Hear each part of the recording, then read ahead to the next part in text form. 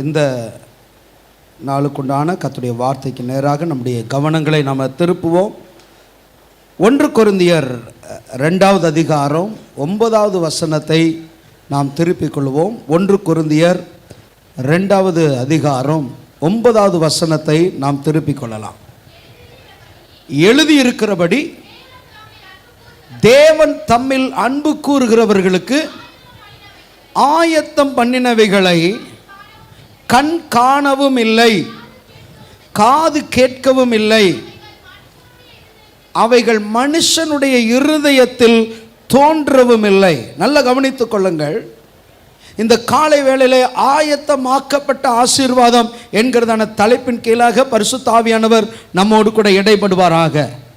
ஒரு தேவ பிள்ளைக்கு கர்த்தர் வைத்திருக்கிற ஆசீர்வாதம் அது திடீரென்று எடுத்து கொடுக்கிற ஆசீர்வாதம் அல்ல. அது தற்செயலாய் ஆண்டவர் உனக்கு கொடுக்கிற ஆசீர்வாதம் அல்ல. வேதம் தெளிவாய் சொல்லுகிறது, ஆயத்தம் பண்ணினவைகள். ஒவ்வொரு தேவ பிள்ளைக்கும் அவங்களுக்குள்ள ஒரு அறிவு இருக்கணும். கிறிஸ்துவுக்குள்ள அவங்களுக்குள்ள ஒரு அறிவு இருக்கணும். எனக்கு தேவன் வைத்திருக்கிற ஆசீர்வாதங்கள், எனக்கு தேவன் கொடுக்க போகிற ஆசீர்வாதங்கள், அது வேலையாக இருக்கலாம், அது ஒரு வீடாக இருக்கலாம், அது பிள்ளையாக இருக்கலாம், அது ஒரு வாழ்க்கை துணையாக இருக்கலாம்.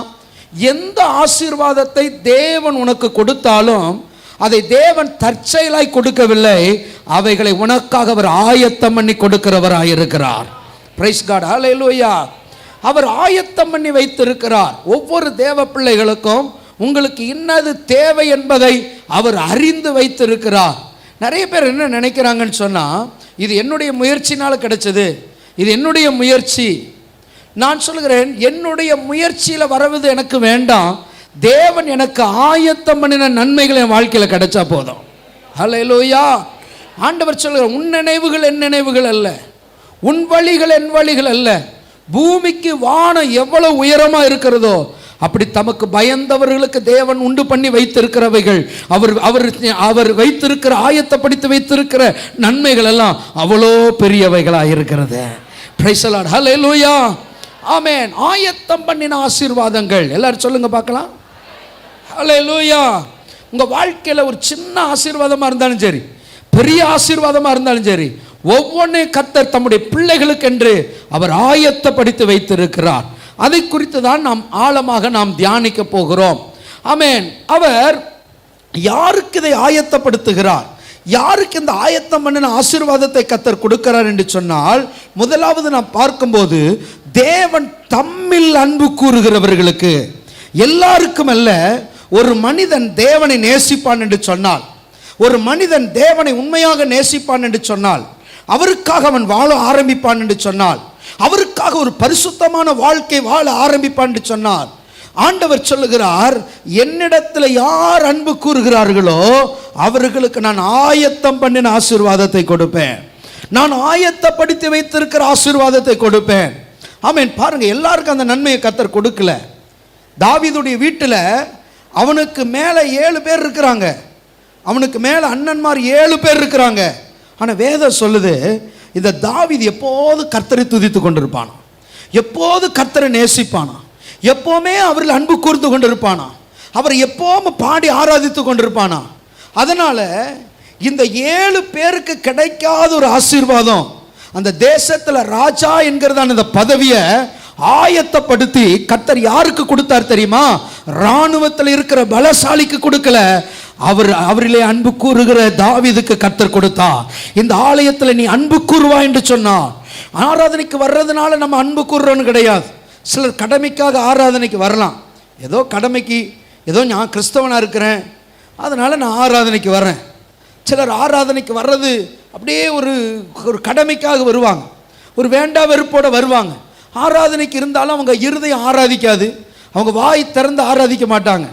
ஆனால் ஆராதனை என்பது கட்டாயத்தில் வரக்கூடாது. ஒரு ஊழியக்காரர் நின்று வாயை திற, உன்னை இப்படி நடத்தி இருக்கிறாரு, அப்படி இல்லை. நீங்கள் வந்து இருக்கும்போது அவர் மேலே ஒரு அன்பு, இவ்வளோ கோடி ஜனங்கள் மத்தியில் என்ன ஆண்டவர் நேசித்தாரு, இத்தனை பேர் மத்தியில் என்ன கர்த்தர் பாதுகாத்தாரு, எத்தனையோ பேருக்கு கிடைக்காத ஆசீர்வாதத்தை இந்த சென்னை பட்டணத்தில் வந்து வாழ முடியாம தோற்று மரித்தவர்கள் எத்தனை பேர், இந்த சென்னை பட்டணத்தில் இருந்து தோற்று போய் தன்னுடைய ஊருக்கு போனவங்க எத்தனை பேர்? ஆனா என்னை இந்த இடத்துல இத்தனை பொருளாதார ஏற்றத்தாழ்வுகள் மத்தியிலையும் ஒரு நேரம் பட்டினிக்கு போடாம என்னை இவ்வளவு தூரம் பாதுகாத்து நடத்துறாரு. அந்த அன்பை நான் நினைத்து கொண்டே இருக்க வேண்டும். Price the Lord. நல்ல ஒரு அல்லேலூயா சொல்லுங்களேன். அல்லேலூயா. அப்ப அவர் ஆராதிக்கும் போது அவருக்கு மேல ஒரு அன்பு வரணும். நான் வந்து நிற்கும் போதே கண்களில் கண்ணீர் வரணும். அவர் செய்த நன்மைகளை நான் நினைக்கணும். அவர் செய்த நன்மைகளை யோசித்து பார்க்கணும். வீட்டில் இருக்கும்போது யோசித்து பார்க்கணும். இந்த குடும்பம் எனக்கு கர்த்தர் கொடுத்தது, இந்த பிள்ளைகள் எனக்கு கர்த்தர் கொடுத்தது, இந்த வாகனம் எனக்கு கர்த்தர் கொடுத்தது. ஒவ்வொன்றையும் நன்றியுள்ள இருதயத்தோடு பார்க்கும்போது, அவரில் அன்பு கூறும்போது ஆண்டவர் சொல்கிறார் ஆமென். ஆண்டவர் என்ன பண்றாரா? ஆயத்த பண்ணின ஆசீர்வாதத்தை கொடுக்கிறார். அந்த ஆயத்தம் பண்ணின ஆசீர்வாதம் எப்படிப்பட்ட ஆசீர்வாதம்? கண் காணாத, காது கேளாத, இருதயத்தில் தோன்றாத. நான் இன்னைக்கு உண்மையா சொல்ல முடியும், கர்த்தருடைய ஆசீர்வாதம் உன் கையில் கிடைக்கும் போது உன் கனவுல கூட நினைச்சிருக்க மாட்டேன். அவ்வளோ ஆசீர்வாதங்கள், அவ்வளோ மேன்மைகளை கர்த்தர் உனக்கென்று அவர் உருவாக்கி கொண்டிருக்கிறார். ஸ்தோத்திரம் பண்ணுங்க பார்க்கலாம். எல்லாம் கைத்தட்டி, நல்ல கைத்தட்டி. உண்மையா கொஞ்சம் யோசிச்சு பாருங்க. இன்னைக்கு நீங்க இருக்கிற வாழ்க்கையை 5 வருடத்துக்கு முன்பாக நீங்க யோசித்து பார்த்துருக்க மாட்டீங்க. இன்னைக்கு இருக்கிற உங்களுடைய குடும்பத்தை, இன்னைக்கு நீங்கள் இருக்கிற அந்த வாழ்க்கை, இன்னைக்கு இருக்கிற இந்த செட்டப், இன்னைக்கு இருக்கிற ஆசீர்வாதங்கள், இன்னைக்கு உனக்கு இருக்கிற வீடு, இன்னைக்கு உனக்கு இருக்கிற வாழ்க்கையை 10 வருஷத்துக்கு முன்னால, 15 வருஷத்துக்கு முன்னால உன்னுடைய சின்ன கற்பனையில கூட வந்திருக்காது. உன்னுடைய படிப்பினால் அல்ல, உன்னுடைய திறமையினால் அல்ல. ஆண்டவர் மேல ஒரு மனுஷன் அன்பு வச்சு வந்துட்டாலே, ஆண்டவர் ஒருத்தர் நேசிச்சு வந்துட்டாலே, ஆண்டவர் சமூகத்தில் ஒருத்தர் வந்துட்டாலே, அவரை நேசிக்க ஆரம்பிச்சுட்டாலே, ஆண்டவர் அவனை வெறுமையா விட மாட்டார். தம்மில் அன்பு கூறுகிறவர்களுக்கு ஆயத்தம் பண்ணி வைத்தவைகளை யாருடைய இருதயத்தில் தோன்றாதது. கைகளை தட்டி கொஞ்ச நேரம் ஸ்தோத்திரம் பண்ணுங்க. ஆண்டவரே, ஆண்டவரே, எனக்கு நீர் ஆயத்தப்படுத்தி வைத்திருக்கிறீர். ஹல்லேலூயா. எத்தனை பேரோடு கூட ஆவியானவர் பேசிக் கொண்டிருக்கிறார். ஹல்லேலூயா. அவர் ஆயத்தப்படுத்தி வைத்திருக்கிறார். வெறும் இந்த இவ்வளவு நாள் நீங்க வாங்கினது இல்லை, இன்னும் மேன்மைகளை கர்த்தர் வைத்திருக்கிறார். இன்னும் கர்த்தர் சகல நன்மைகளை உனக்காக கர்த்தர் வைத்திருக்கிறார். நீங்கள் பிரசங்கி எடுத்து வாசிங்கள். 27:60 வாசிங்க. பிரசங்கி 27:60. பிரசங்கி 27:60. கொஞ்சம் வேகமா வாசிக்கிறோம், வாசிக்கலாம்ல?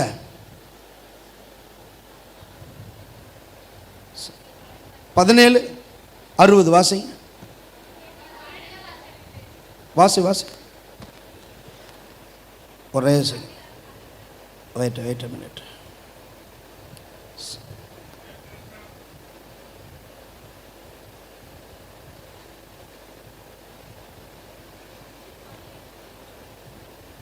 சாரி, 3:11.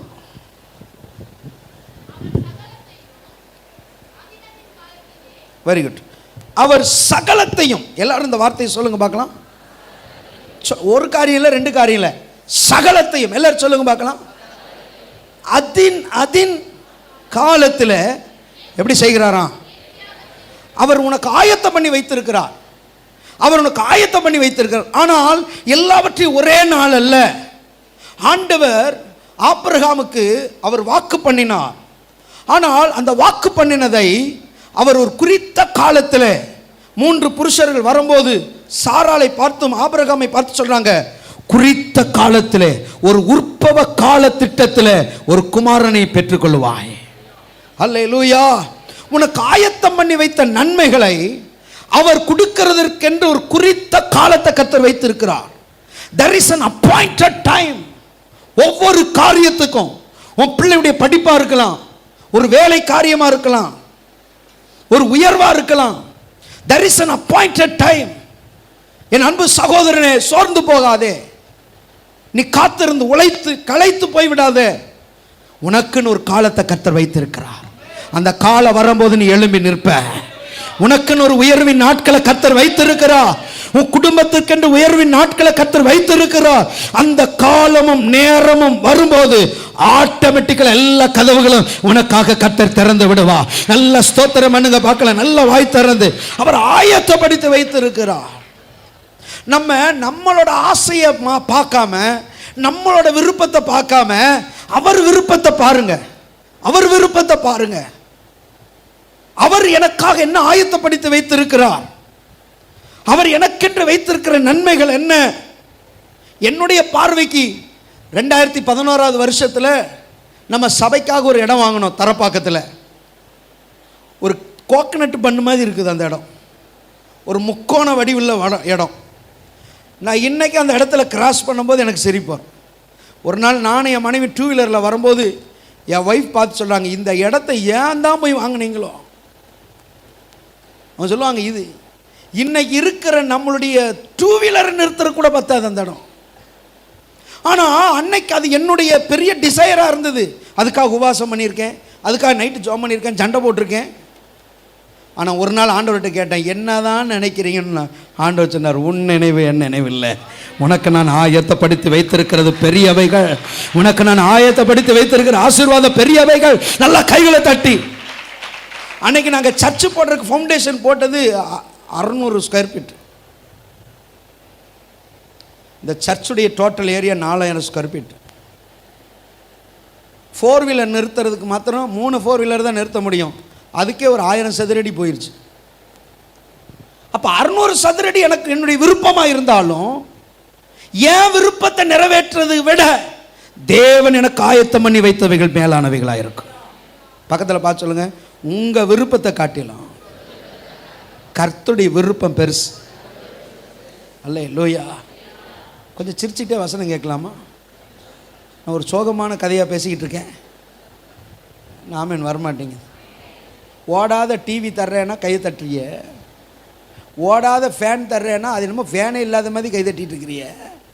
ஆண்டவர் தர்றாரு, உண்டு பண்ணி வைத்தது, ஆயத்தப்படுத்தி வைத்தது. எப்படிப்பட்ட தேவன் பாருங்க நம்முடைய தேவன். ஆமென். வாசிப்போம். எபிரேயருக்கு எழுதின நிருபம் 4வது அதிகாரத்தில் 3வது வசனத்தை வாசிங்கள். ரொம்ப முக்கியமான ஒரு வெளிப்பாடுள்ள ஒரு வசனம். எபிரேயர் 4வது அதிகாரம் 3வது வசனம். விசுவாசித்தவர்களாகிய நாமோ அந்த இளைப்பாறுதலில் பிரவேசிக்கிறோம். நல்ல கவனிங்க. விசுவாசித்தவர்களாகிய நாமோ அந்த இளைப்பாறுதலில் பிரவேசிக்கிறோம். தம்முடைய கிரியைகள் உலக தோற்றம் முதல் முடிந்திருந்தும் இவர்கள் என்னுடைய இளைப்பாறுதலில் பிரவேசிப்பதில்லை என்று என்னுடைய கோபத்தில் ஆணிட்டான். ஆண்டவர் சொல்றாரு, என் கிரியேஷன்லாம் முடிஞ்சிருச்சுப்பா, என் கிரியேஷன்லாம் முடிஞ்சிருச்சு. ஆண்டவர் சொன்னார், நான் இளைப்பாறுதல் இருக்கிறேன். என்னுடைய இளைப்பாறுதலை விசுவாசிக்கிறவன் ஏன் இளைப்பாறுதலுக்குள்ள வந்துடுவான். விசுவாசிக்கிறவன் பதற மாட்டான். விசுவாசிக்கிறவன் ராத்திரி பகலும் தூங்காம இருக்க மாட்டான். விசுவாசிக்கிறவன் பயந்துகிட்டு இருக்க மாட்டான். விசுவாசிக்கிறவன் புலம்பிட்டு இருக்க மாட்டான். விசுவாசிக்கிறவன் ஏன் இளைப்பாறுதலில் இருப்பான். ஏன்னா உலக தோற்றத்திற்கு முதல், உலக தோற்றம் முதலே என்னுடைய கிரியையெல்லாம் முடிஞ்சிருச்சு. நிறைய பேர் என்ன நினைச்சிட்டு இருக்கிறாங்கன்னா, பரலோகம் பிதா ரொம்ப பிஸியாக இருக்கிற மாதிரி நினச்சிட்டு இருப்பாங்க. நிறைய பேர் எப்படி நினச்சிட்டு இருப்பாங்கன்னா, நான் ஜோம் பண்ணால் உடனே பிதா பார்ப்பாரு, உடனே ஒரு தூதனை கூப்பிடுவார், அவனுக்கு அதை கொடும்பாரு, இவனுக்கு இதை கொடும்பாரு. பிதா ரொம்ப பிஸியாக இருப்பார். இப்போ யோசிச்சு பாருங்க, எல்லாரும் ஜெபத்தை கேட்டு பிதா வேலை செய்ய ஆரம்பித்தா பிதாவுக்கு இளைப்பாறுதெல்லாம் போயிடும். பரலோகமே ரொம்ப பிஸியாயிரும். இன்னைக்கு இருக்கிற தேவ தூதர்களே பத்தாது. ஆண்டவர் புதுசாக கொஞ்சம் தேவ தூதர்கள் உருவாக்கணும். ஏன்னா நல்ல கவனிங்க, பரலோகம் நீங்கள் நினைக்கிற மாதிரி பிஸியாக இருக்காது. ஜெபத்தை கேட்டு ஒவ்வொருத்தருக்கும் பிதா ஆன்சர் பண்ணிகிட்டே இருக்கிறாருன்னு வைங்களேன். பரலோகம் பார்த்தீங்கன்னா ரொம்ப மளிகை கடை விட மோசமாயிரும். அண்ணாச்சி எனக்கு இந்த லிஸ்ட்டை கொடுங்க, எந்த லிஸ்ட்டை கொடுங்க, எந்த லிஸ்ட்டை கொடுங்கன்னு போய் நிற்கிற மாதிரி. பரலோகம் எப்படி இருக்குதுன்னா இளைப்பாறுதல் இருக்குது. பரலோகத்தில் பிதா உட்கார்ந்துட்டு இருக்கிறார், குமாரனாகிய இயேசு உட்கார்ந்துட்டு இருக்கிறாங்க. அங்கே 24 மணி நேரமும் ஆராதனை நடந்துகிட்டு இருக்குது, தேவ பிரசன்னம் இருக்குது. அப்படின்னா பிதா என்ன பண்றார், உலகத்தில் மனுஷனை உருவாக்குறதுக்கு முன்னாலேயே அவர் உலகத்தை சிருஷ்டிக்கும் போதே எல்லாவற்றையும் அவர் சிருஷ்டித்து முடித்து விட்டார். நல்ல கைத்தட்டி கர்த்தரை மகிமைப்படுத்துங்க. உன்னை இந்த பூமிக்கு அனுப்புறதுக்கு முன்னாலேயே கர்த்தர் உனக்கான எல்லாவற்றையும் கர்த்தர் சிருஷ்டித்து வைத்து விட்டார். அதுதான் பெரிய விசுவாசம். அதுதான் பெரிய விசுவாசம். ஆதாமு ஏவாளையும் படைச்சிட்டு அவனுக்கு பலாப்பழத்தை படைக்கல, அவனுக்கு வாழைப்பழத்தை படைக்கல, அவனுக்கு தானியங்களை படைக்கல. அவனை உருவாக்குறதுக்கு முன்னாலேயே இந்த பூமியில் இருக்கிற எல்லாவற்றையும் அப்படி ஞானம் உருவாக்கி விட்டது. என்ன ஆமென் வரமாட்டேங்குது. ஆதாம் ஏவாள் இருக்கும்போது 2 பேர். இன்னைக்கு சொல்றாங்க இந்த உலகம் முழுவதும் உயிரோடு இருக்கிறவர்கள் மாத்திரம் 700 கோடிக்கு அதிகமான ஜனங்கள் இந்த உலகம் முழுசு இருக்கிறாங்கன்னு சொல்லி. இந்த 700 கோடி பேரும் வந்தாலும் இன்னும் இது மாதிரி 2 மடங்கு ஆனா கூட அவனுக்கு தேவையான அத்தனையும் என் தேவன் உலகத்தில் ஏற்கனவே படைச்சு வச்சுட்டார். அவனுக்கு தேவையான சாப்பாடு, அவனுக்கு தேவையான பழம், அவனுக்கு தேவையான எல்லாவற்றையும் இந்த உலகத்தில் அவர் ஏற்கனவே சிருஷ்டித்து விட்டார். ஏன்னா ஆமென் வரமாட்டேங்குது. ஹலோ அல்லேலூயா சொல்லுங்க. உங்க வீட்டில் திடீர்னு 4 பேர் இருக்கிற வீட்டில் திடீர்னு ஒரு 10 பேர் உள்ள சொந்தக்காரங்க வந்துட்டு என்ன பண்ணுவீங்க? மத்தியானம் சாப்பாட்டுக்கு என்ன பண்ணுவீங்க? உங்கள்கிட்ட தான் கேட்குறேன். என்ன சொல்லாமக்குள்ளாம வந்துட்டீங்க? உடனே பேகை தூக்கிட்டு கடைக்கு அனுப்புவீங்க. 10 பேர் வந்தால் உங்கள்கிட்ட இருக்கிற மெட்டீரியல் பத்தாது, காய்கறி பத்தாது. ஒரு 1/4 கிலோ வாங்கி வச்சுருப்பீங்க. 10 பேர் வந்துட்டாங்க. ஒரு 1/2 கிலோ இருந்தால் தான் ஒரு சாம்பார் வைக்க முடியும். ஒரு 1 கிலோ இருந்தால் தான் பொரியல் கறியல் செய்ய முடியும். உடனே கடைக்கு அனுப்புவீங்க. என்ன திடீர்னு வந்துட்டீங்க? நீங்கள் 1 கிலோ வாங்குவீங்க, 1/2 கிலோ வாங்குவீங்க, கறி வாங்கி செஞ்சுருவீங்க. 10 பேர் வந்துட்டு என்ன பண்ணுவீங்க? ஒரு 3 கிலோவாவது எடுத்தால் தானே கொஞ்சம் சாப்பாடு வைக்க முடியும். உடனே ஓடுவீங்க. நம்ம ஞானம்லாம் எப்படின்னா ஆளை பார்த்து தான் அடுத்த ப்ரொடக்ஷனே. ஆனால் ஆண்டோடைய ஞானம் என்னென்னா எவ்வளோ வரும்னு அவருக்கு முதலே தெரியும். அதனால் எல்லாவற்றுக்கும் அப்படி கிரியைகள் எல்லாம் உலக தோற்றத்துக்கு முன்னாலே முடிந்திருக்கிறது. நல்ல ஒரு அல்லேலூயா சொல்லுங்களேன். இதை விசுவாசிக்கணும். நிறைய பேர் என்ன நினச்சிக்கிறேன்னா இந்த வெளிச்சம் இல்லாததுனால தான் பதறிட்டு கிடக்கிறாங்க. நிறைய பேர் ஆண்டவருக்கே ஆலோசனை கொடுக்க ஆரம்பிச்சிடறான். நீங்கள் என்ன பண்ணுங்கன்னா நாளைக்கு காலையில் 10 மணிக்கு நீ இவன் பிஏவாக மாறிடுறான். பக்கத்தில் பார்த்து சொல்லுங்கள், ஆண்டவருக்கு யாருடைய ஆலோசனையும் தேவையில்லை. அல்லேலூயா. ஏன் அவருக்கு யாருடைய ஆலோசனையும் தேவையில்லை? Price the Lord. ஆமென் சொல்லுங்க. யோசனையில் பெரியவரே ஆராதனை, ஆராதனை செயல்களிலே வல்லவரே ஆராதனை, ஆராதனை செயல்களிலே. அப்படியே சந்தோஷமா அவர் எல்லாவற்றையும் செய்து முடித்து விட்டார். ஆராதனை ஓசனா உன்னத தேவனே, ஓசன்னா ஓசன்னா ஓசன்னா. ஒரு அல்லேலூயா சொல்லுங்களேன்.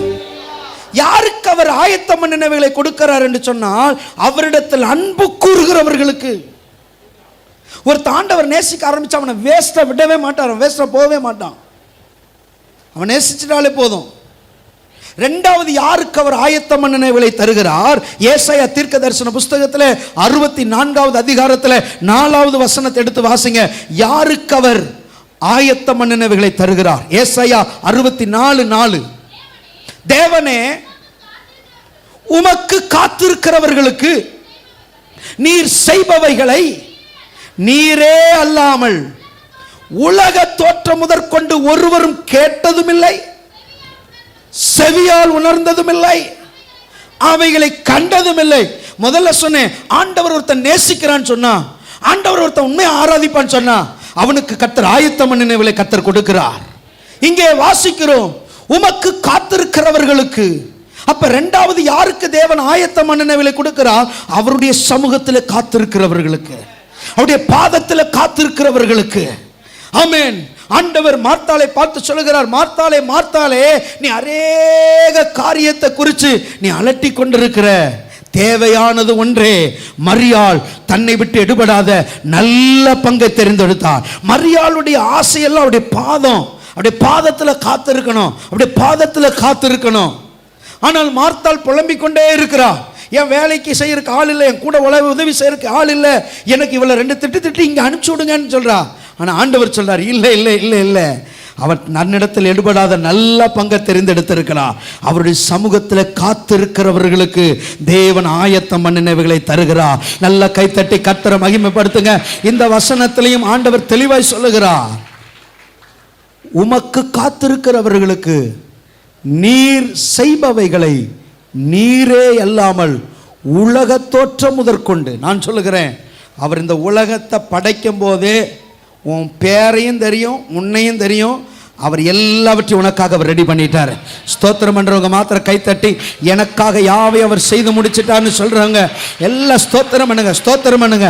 உன்னுடைய எல்லா காரியங்களை நீ கலங்க வேண்டிய அவசியம் இல்லை, நீ திகைக்க வேண்டிய அவசியம் இல்லை. அவர் ஏற்கனவே அவர் எல்லாவற்றையும் செய்து முடித்து விட்டார். நல்ல ஒரு அல்லேலூயா சொல்லுங்களேன். இயேசு கிறிஸ்துடைய வாழ்க்கையை நாம் உற்று கவனிக்கும் போது ஆண்டவர் ஒருவருடைய வாழ்க்கையில எப்படி ஆயத்த செய்கிறார் என்பதை நாம் பார்க்க முடிகிறது.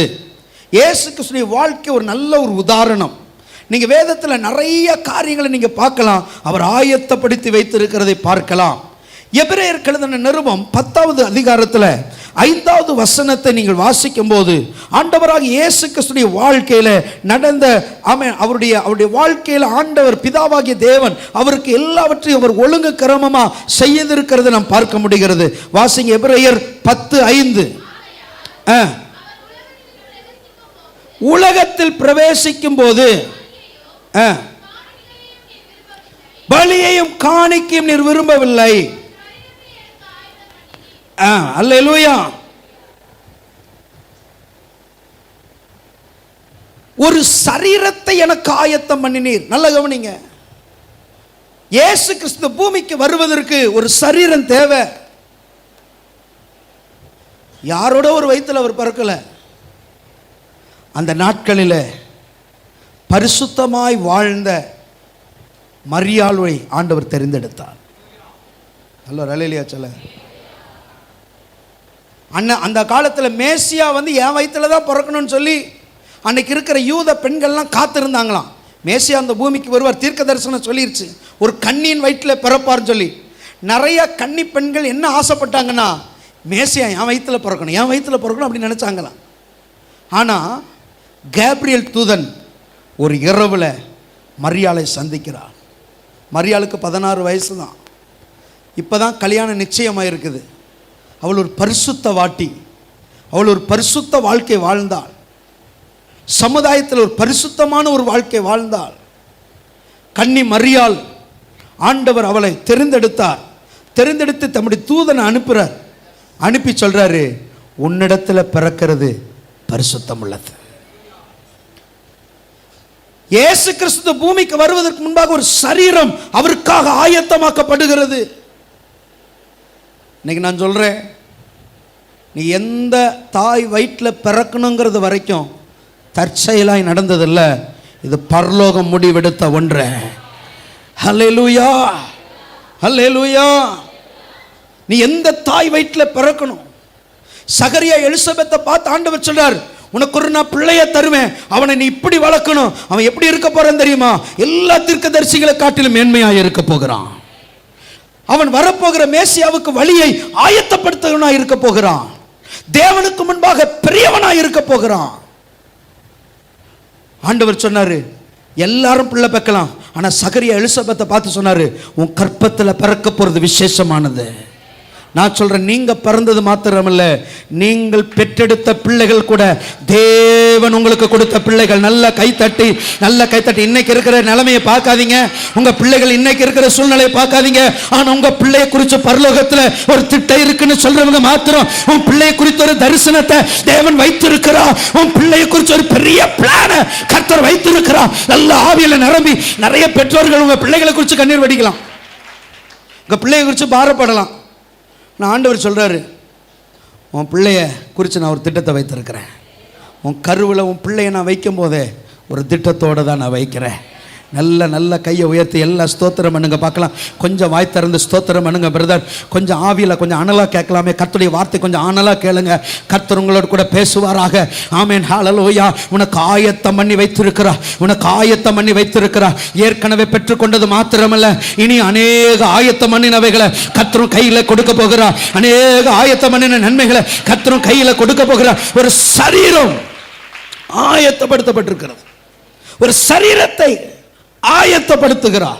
இயேசு கிறிஸ்து வருவதற்கு முன்பாக ஒரு கற்பத்தை, அவருக்குன்னு ஒரு பரிசுத்தமான ஒரு கற்பத்தை கர்த்தர் ஆயத்தப்படுத்தி வைத்திருக்கிறார். ஏற்கனவே 2 பிள்ளைகள் பிறந்து 3வது பிள்ளை அவர் வரல. ஆமென். ஒரு சரீர கூடுகை இல்லாததுக்கு முன்பதாகவே, ஒரு சரீர பிரகாரமான இணைப்பு வருவதற்கு முன்பதாகவே பரிசுத்த வாட்டியாக ஒரு கன்னியின் வயிற்றிலே இயேசு கிறிஸ்து ஆமென், மனுஷனாக அவர் வந்தார். ஹல்லேலூயா, ஹல்லேலூயா. ஒவ்வொரு மனுஷனையும் கர்த்தர் அப்படி தான் வைக்கிறார். இந்த பூமிக்கு நீ பறக்கும் போதே உன்னை குறித்து ஒரு நோக்கத்தோடு தான் கர்த்தர் வைக்கிறார். ஹல்லேலூயா. ரெண்டாவதாக ஒரு ஆயத்தமாக்கப்பட்ட சரீரத்தை பார்க்கிறோம். ரெண்டாவதாக நாம் வாசிக்கலாம், மார்க் எழுதின சுவிசேஷம் 14வது அதிகாரத்தில் 13, 14, 15 வசனங்களை வாசிங்க. மார்க் 14, 13, 14, 15.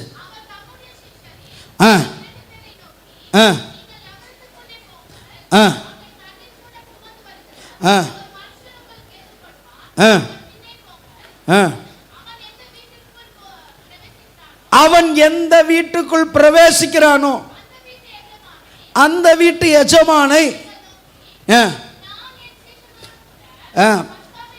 பஸ்காவை புசிக்கிறதற்கு தகுதியான இடம் எங்கே என்று போதகர் கேட்கிறார் என்று சொல்லுங்கள். அவன் கம்பளம் முதலானவைகள் விரித்து ஆயத்தம் பண்ணப்பட்டிருக்கிற விஸ்தாரமான மேல் வீட்டறையை உங்களுக்கு காண்பிப்பான், அங்கே நமக்காக ஆயத்தம் பண்ணுங்கள் என்று சொல்லி அனுப்பினார். பஸ்கா பண்டிகை புசிக்கிறதற்காக இயேசு கிறிஸ்து தன்னுடைய 12 சீஷர்களோடு கூட பஸ்கா பண்டிகை புசிப்பதற்காக அவருக்கு ஒரு அறை தேவைப்பட்டது. 12 பேருக்கு எவ்வளோங்க தேவைப்படும்? ஒரு 12க்கு 10 இருந்தால் போதாது. 12 பேர் உட்காந்து பஸ்கா பண்டிகை புசிக்கிறதுக்கு ஒரு சின்ன ரூம் இருந்தால் போதாது. சீஷர்கள் இடத்துல ஆண்டவர் சொல்கிறார், நீங்கள் போங்க, தண்ணி எடுத்துகிட்டு ஒருத்தன் போயிட்டே இருப்பான், சுமந்துட்டு போயிட்டே இருப்பான், அவன் பின்னாலேயே போங்க. அவன் எந்த வீட்டுக்குள்ளே நுழையிறானோ அந்த வீட்டு எஜமானனை பார்த்து கேளுங்க, பஸ்காவை ஆசரிக்கிறதுக்கு எங்கே ஏற்ற இடம் எங்கன்னு கேளுங்க. ஏற்ற இடம் எங்கன்னு கேட்டிங்கன்னா அவன் சொல்லுவான்னு சொல்ல, ஆண்டவர் முன்கூட்டியே சொல்கிறாரு, அடையாளத்தோடு சொல்கிறாரு. கம்பளம் எல்லாம் ரத்தன கம்பளம்லாம் விரித்து மேஜை நாற்காலியெல்லாம் போட்டு ஒரு விசாலமான ஒரு இடத்தை ஏற்கனவே நான் ஆயத்தப்படுத்தி வைத்திருக்கிறேன். அல்லேலூயா, அல்லேலூயா. ஒரு விசாலமான ஒரு இடம். எல்லாரும் சொல்லுங்க பார்க்கலாம். அவர் பிறக்கிறதுக்கு மாத்திரம் ஒரு சரீரம் ஆயத்தமாகல, அவர் பஸ்கா பண்டிகை புசிப்பதற்கும் கூட ஒரு வீடு, ஒரு விசாலமான ஒரு வீடு ஆயத்தப்படுத்தப்பட்டிருந்தது. இயேசு கிறிஸ்து வாழும்போது நமக்கு முன்னால் ஒரு முன் உதாரணமாக வாழ்ந்துட்டு போயிருக்கிறார். பிதா அவரை எப்படி நடத்தினார்னு காமிக்கிறார். இன்னைக்கு அவருடைய இரத்தத்தினால நம்மளும் அவருடைய பிள்ளைகளாய் மாறிவிட்டோம். நம்முடைய வாழ்க்கையில் கூட அது வீடாக இருக்கலாம், அது நீ வாங்க போகிற இடமா இருக்கலாம், அது ஒரு பிஸ்னஸாக இருக்கலாம், அது ஒரு நல்ல வாகனமாக இருக்கலாம். நான் சொல்கிறேன், உனக்கு சீப்பானதை கர்த்தர் வைக்கல, தி பெஸ்டானதை கர்த்தர் உனக்கு ஆயத்தப்படுத்தி வைத்திருக்கிறார். எல்லா ஸ்தோத்திரம் பண்ணுங்க பார்க்கலாம், எல்லா ஸ்தோத்திரம் பண்ணுங்க. தி பெஸ்டானது. ஒரு பிள்ளை குழந்தைக்கு ட்ரெஸ் எடுக்க போகிறோம், எத்தனை கடை ஏறி இறங்குறோம், எத்தனை கடை ஏறி இறங்குறோம். போன உடனே ஒரு ட்ரெஸ்ஸை வாங்கிடுறோமா, சைஸை சொல்லி ஒரு ட்ரெஸ்ஸை வாங்கிடுறோமா. சில நேரம் எங்கள் பிள்ளைகளுக்கு நாங்கள் ட்ரெஸ் எடுக்க போவோம், அதை மாட்டி மாட்டி பார்க்கறதுலையும் அந்த குழந்தைய வெறுத்துரும், குழந்தைய டயர்டாயிரும். நல்லா இருக்கிற மாதிரி இருக்கும், இதை போடுங்காமோ, போட்டதுக்கப்புறம் பிடிக்காது. சில ஆளெல்லாம் கடைக்கு வந்துச்சுன்னா கடைக்காரனே புலம்புவான், வாங்கவே வேண்டாம் போய் தொலைமா.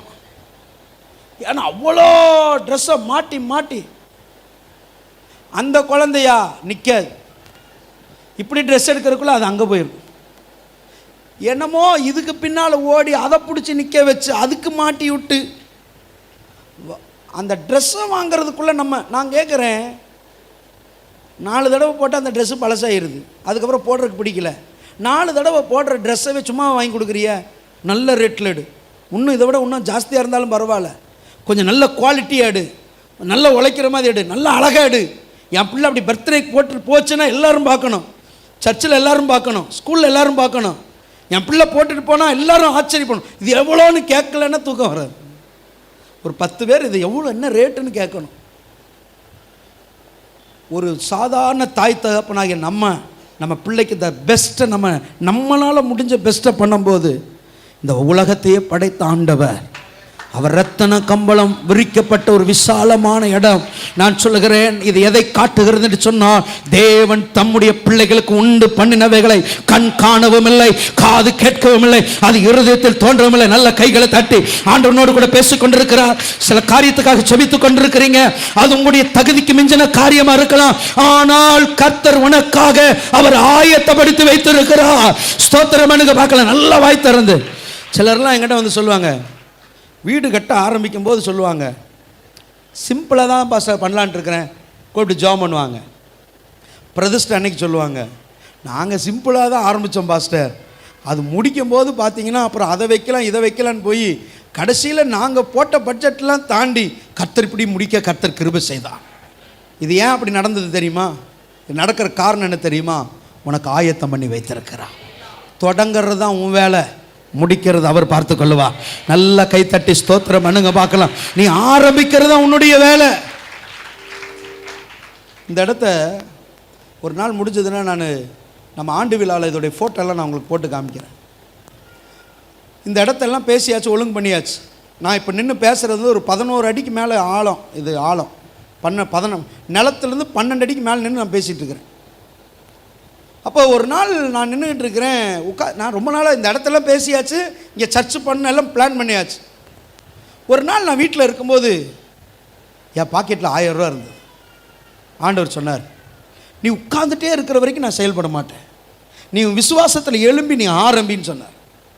உடனே நான் டேவிட் பிரதரை ஒரு 2-3 பேரை சகோதரரை கூப்பிட்டு நேரம் இந்த இடத்துக்கு வந்தேன். இந்த இடம் ஃபுல்லாக காடு மாதிரி கடந்தது, பயங்கர முள்ளு மரம். இந்த இடம்லாம் பயங்கர முள்ளு மரம்.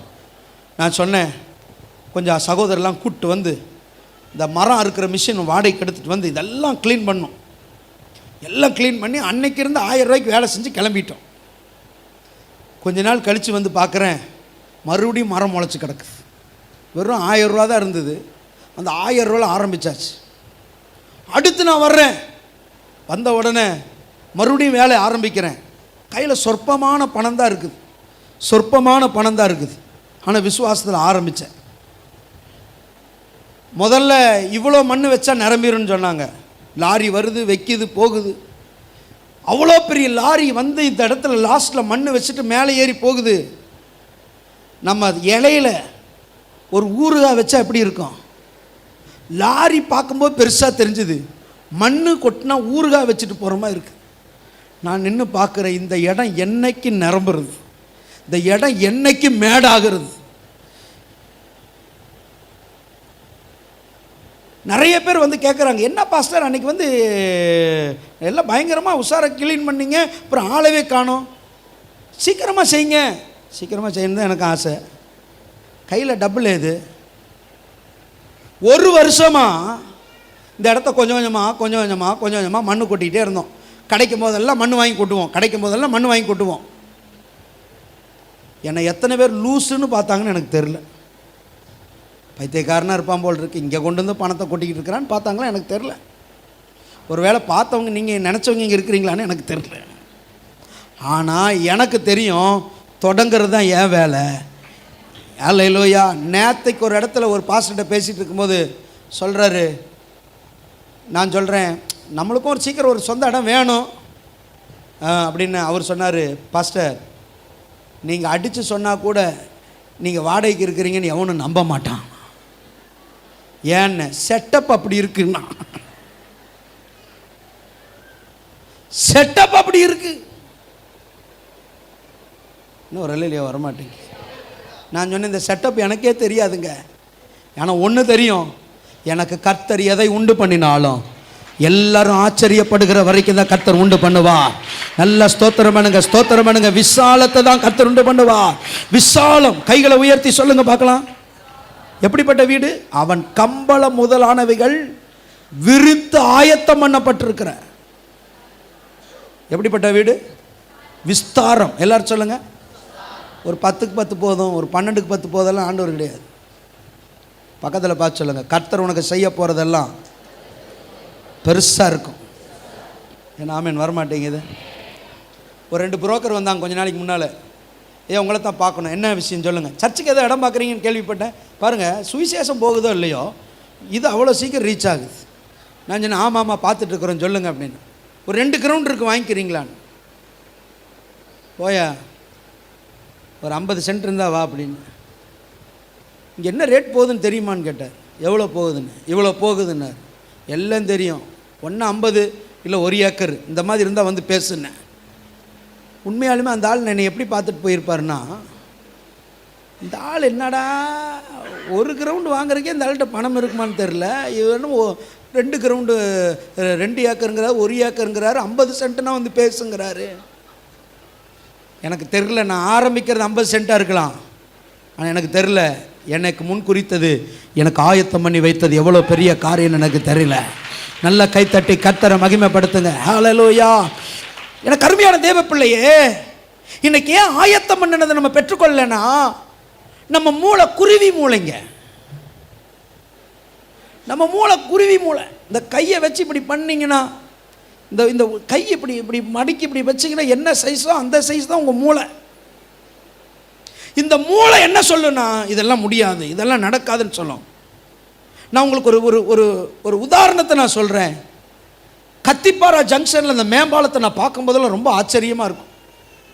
கத்திப்பாரா ஜங்ஷனில் இந்த மேம்பாலத்தை பார்க்கும்போது ரொம்ப ஆச்சரியப்படுவேன். இங்கிருந்து ஒரு ரவுண்டு அப்படியே போய் சுற்றிட்டு அப்படி வரும், அங்கிருந்து ஒரு ரவுண்டு சுற்றிட்டு வரும். இந்த செவத்தை கட்டுறதுக்குள்ளேயே படாத பாடுபட்டுட்டோம். இது இங்கே ஆரம்பித்து அங்கே கோணையே போய் முடியுது நம்ம செவுறு கட்டுறது. ஐயையோ கோணை ஆகிப்போச்சே அப்படிங்கிறாங்க. நீங்கள் போய் இதை நின்று பாருங்கள், இதே கோணையாக இருக்கும். இதெல்லாம் பாருங்கள், எல்லாத்துலையும் 1008 தப்பு சொல்லலாம். நான் யோசிக்கிறேன், அந்த கட்டினா பார்த்தீங்களா, அவன் நல்ல வேலை நம்ம யாரும் போய் கட்டலை. நம்ம கட்டியிருந்தோன்னா பூந்தமல்லியிலிருந்து வர்றது ஒன்றா மேலே போயிருக்குல்ல கீழே வந்திருக்கும். பல்லாவரத்துலேருந்து வர்ற ரூட்டு ஒன்று கீழே போயிருக்கு, இல்லை வேறு சைடு போய் சேர்ந்துருக்கும். இவன் இங்கேருந்து கட்டிட்டு வர்றான், அங்கேருந்து கட்டிட்டு வர்றான், ரொம்ப நாள் வேலை செஞ்சுட்டு வர்றான், சென்டரில் வழியை விட்டுறான் வண்டி போக்குவரத்துக்கு. அப்புறம் ஒரு சைடு அடைச்சிட்டு ஒரு சைடு வேலை செய்கிறான், அப்புறம் இன்னொரு சைடு அடைச்சிட்டு இன்னொரு சைடு வேலை செய்கிறான். முடிக்கும் போது பார்த்தீங்கன்னா எல்லாம் அப்படி பார்த்தா அழகாக அப்படியே செஞ்ச மாதிரி இருக்கும். எல்லாம் 1 இன்ச்சு மேலே கீழே இருக்காது, எல்லாம் கரெக்டாக வந்து இன்னும் எங்கேருந்தோ ஆரம்பித்து கொண்டு வந்து எப்படி கொண்டு வந்து நிற்கிறான் பாருங்க. எங்கேருந்தோ ஸ்டார்ட் பண்ணுறான். நம்மால் ஒரு ப்ளவுஸ் ஒழுக்கமாக தைக்க மாட்டேங்கிறான், இந்த கையை ஏற்றிடுறான், இங்கே இறக்கிடுறான். இவனை கொண்டு போய் கத்திப்பாரா ஜங்ஷனில் விட்டிங்கன்னா வண்டி மேலே ஏறுறதெல்லாம் ரிவர்ஸ் கீழே இறங்கிட்டு இருக்கோம், இல்லை இன்னொன்று ஏறுறதெல்லாம் அந்த பக்கம் விழுந்துக்கிட்டு இருக்கோம்.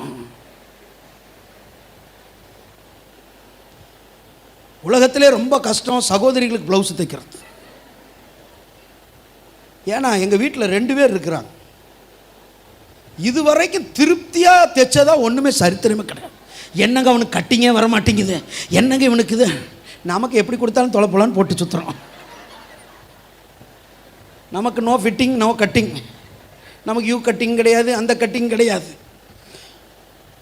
எங்கள் அம்மா சொல்லுவாங்க, நான் சொல்லுவேன் நல்லா தானம்மா இருக்குது, நல்லா இருக்குது, இது சரியா இல்லை, ஃபிட்டிங்கே இல்லை. நான் சொல்லுவேன் உங்களுக்குன்னு ஒருத்தன் பிறந்து தான் வரணும். நான் நினைக்கிறேன் இப்போ இவங்களையெல்லாம் கொண்டு போய் அந்த கத்திப்பாரா ஜங்ஷனை கட்ட விட்டுருந்தா அன்னைக்கு வரைக்கும் பாலம் முடிச்சிருக்காதுங்க. இதுக்கு பிளான் போட்டவன் எவனோ ஒருத்தன் ஒரு பிளான் வரைகிறான். ஆனால் அங்கே லோக்கலில் இருக்கிற அந்த வேலையை செய்கிறான் பாருங்க, மேனுவலாக வேலை செய்கிறான் பாருங்க, அந்த மேஸ்திரி இருக்கிறான் பாருங்க, என்னதான் இன்ஜினியர் இருந்தாலும் அந்த இன்ஜினியர் கிட்ட வேலை செய்வான் பாருங்க, அவன் அந்த இன்ஜினியருக்குள்ளே இருக்கிற அந்த வரைபடத்தை தனக்குள்ளே கொண்டு வந்தால் தான் அதை செய்ய முடியும். இன்னைக்கு ஏன் ஆயத்தம் பண்ணினவைகள் கிடைக்கலன்னா, உனக்குன்னு இருக்கிற ப்ளூ பிரிண்ட் தெரியாததுனால உன்னால் அதை கொண்டு வர முடியல. உனக்காக முன்குறித்ததை நீ எப்ப தேவ பாதத்தில் இருந்து நீ பெற்றுக்கொள்ளுகிறாயோ அன்றைக்கு உன்னை குறித்து இருக்கிற காரியத்தை கர்த்தர் உனக்கு செய்து முடிக்க வல்லவராய் இருக்கிறார். நல்ல கைகளை தட்டி கர்த்தரை மகிமைப்படுத்துங்க பார்க்கலாம். நல்ல கை தட்டி ஆமே. எனக்கு குறித்ததை நிறைவேற்றி முடிப்பவர் நீரே ஐயா, நீரே எனக்காக யாவையும் செய்து முடிப்பவர் நீரே ஐயா, நீரே ஓஹோ எனக்கு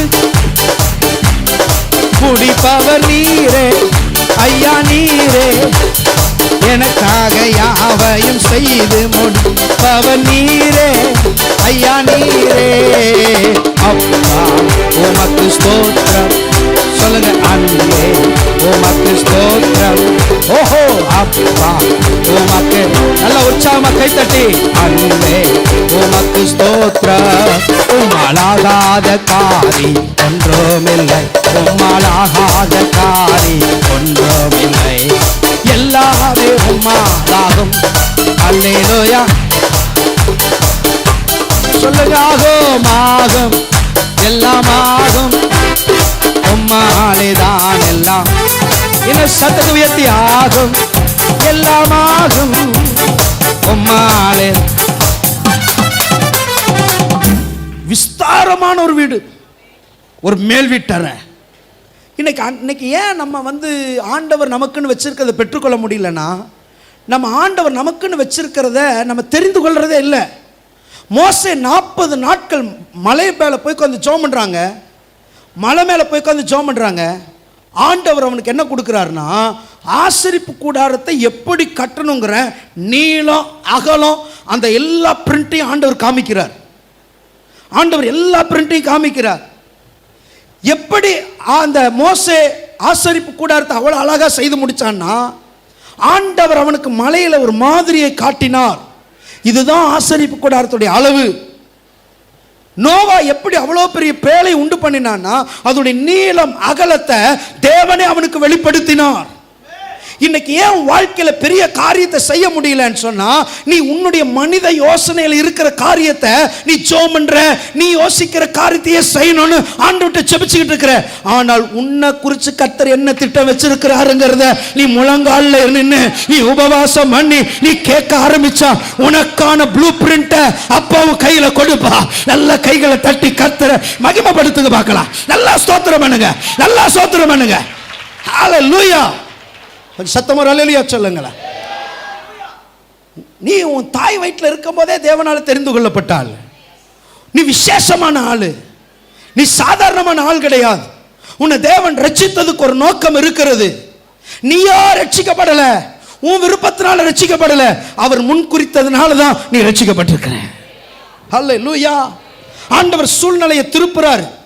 நீ எந்த ஆலயத்தில் உட்காரணும், அது தேவனுடைய திட்டம். நீ யாருக்கு கீழே இருக்கணும், அது தேவனுடைய திட்டம். நீ இந்த சபையில் உட்கார்ந்துட்டு இருக்கிறது தற்செயலான்னு நீ நினைச்சிட்டு இருக்கிற. பாஸ்டர் அந்த அக்கா கூப்பிட்டாங்க அதனால நான் வந்தேன். பாஸ்டர் எங்க அம்மா அப்பா வயிற்றுல பிறந்த அதனால நான் இந்த சர்ச்சில் இருக்கிறேன். பாஸ்டர் நான் வீடு மாறி வந்துட்டேன் அதனால நான் இங்கே வந்துட்டேன். பாஸ்டர் இதெல்லாம் கிடையாது. இது டிவைன் அப்பாயின்மெண்ட், இது தேவனுடைய திட்டம்.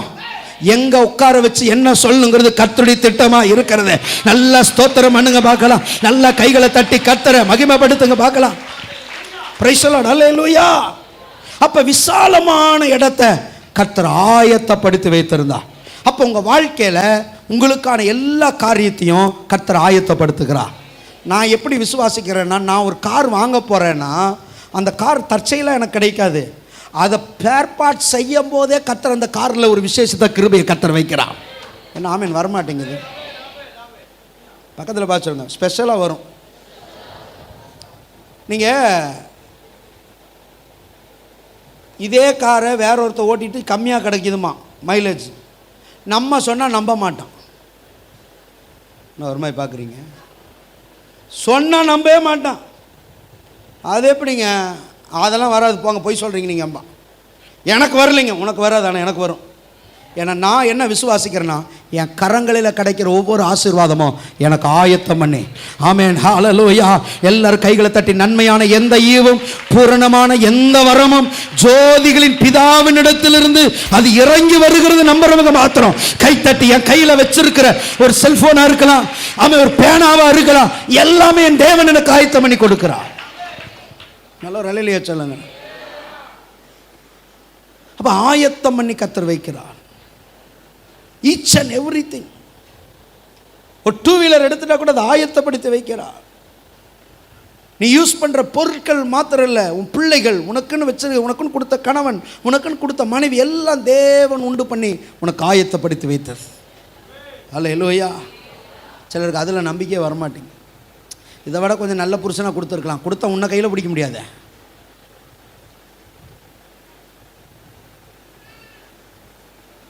கரெக்டாக கொடுத்துருக்குறாங்க. விசுவாசிக்கிறவங்க மாத்திரம் ஒரு அலையிலையா சொல்லுங்க. வர மாட்டேங்குது பாருங்களேன். இந்த ஆள்கிட்ட நான் மாட்டிட்டு படாத பாடு படுறேன் பாஸ்டர். என்ன பண்ணுறது? உன்னை அது திருத்தம், அது உன்னை திருத்தம், ரெண்டும் திருந்தி பரலோகம் வந்து சேருங்கன்னு கர்த்தருக்கு கொடுத்துட்டார். எங்கள் அவ்வளோ உத்தமனான யோபுக்கு அப்படி தாங்க மனைவியை கொடுத்தாரு. என்ன ஒரு மாதிரி பார்க்குறீங்க? எனக்கு கர்த்தர் கொடுத்த வாழ்க்கை துணைன்னு சொல்கிறவங்க மாத்திரம் ஒரு அல்லேலூயா சொல்லுங்க. ஐயா தூக்குனீங்களா? அம்மா இருக்கிறனால தூக்கி இருக்கிறார் ஐயா. ஜாடிக்கேற்ற நீங்கள் சிலதில் முரண்பாடு இருக்கலாம், சிலதில் பாருங்கள் கரெக்டாக இருக்கும். சில விஷயத்தில் சிலது பாருங்கள் ரெண்டும் கஞ்சமாக இருக்கும், ரெண்டும் கஞ்சமாக இருக்கும்.